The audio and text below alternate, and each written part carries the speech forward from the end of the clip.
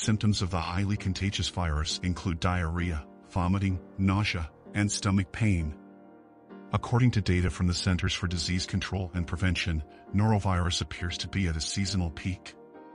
The rate of positive norovirus tests, averaged over 3 weeks, surpassed 15% at the end of last week.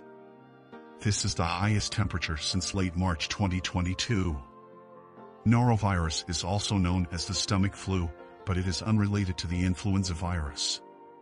It is, instead, a highly contagious virus that causes gastrointestinal symptoms such as diarrhea, vomiting, nausea, and stomach pain. Mild fever and aches are also possible.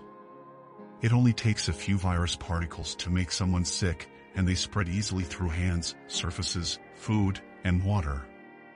According to the CDC, an infected person can transmit the virus for days after feeling better, potentially for up to 2 weeks. As of Saturday, the Midwest had the highest average test positivity rate for norovirus, at more than 19% higher than any other week in the previous year.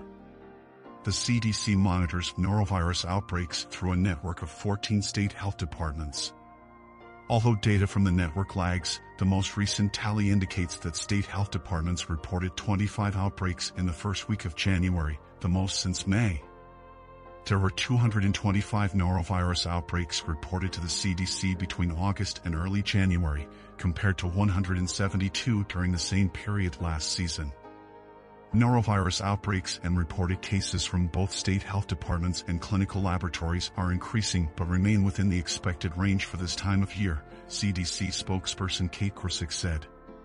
During the COVID-19 pandemic, prevention measures were likely effective in preventing norovirus outbreaks. As pandemic restrictions have been lifted, the number of norovirus outbreaks has returned to pre-pandemic levels, she went on to say.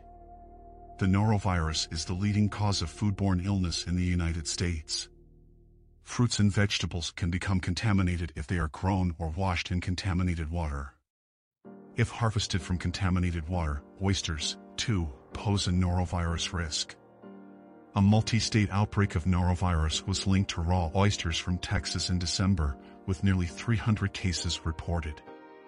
The majority of norovirus outbreaks in the United States occur between November and April. On average, the country sees around 20 million cases per year, with nearly 110,000 hospitalizations and 900 deaths, the majority of which are among people aged 65 and up. Although there is no cure for norovirus, the CDC recommends drinking plenty of fluids to avoid dehydration. The illness usually clears up in a few days. According to the UK Health Security Agency, norovirus rates in England are unusually high this year. As of the end of January, norovirus lab reports were 66% higher than the 5-season average prior to the COVID pandemic. The agency attributes the increase primarily to increased reporting among people 65 and older.